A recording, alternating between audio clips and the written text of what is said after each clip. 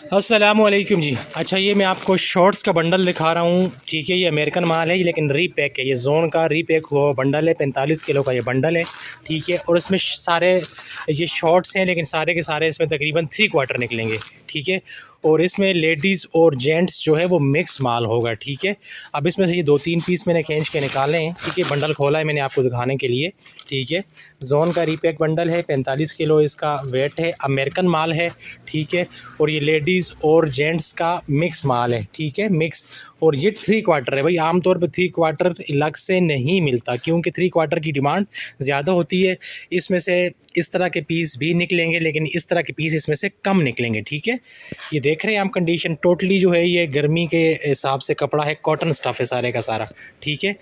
ये पोलो स्टफ़ नहीं है, ये कॉटन स्टफ़ है, ठीक है, सारे का सारा, ठीक है। इसमें इस तरह के 6 पॉकेट टाइप के जो पीस होते हैं वो भी निकलेंगे लेकिन उनकी तादाद कम होगी, ठीक है।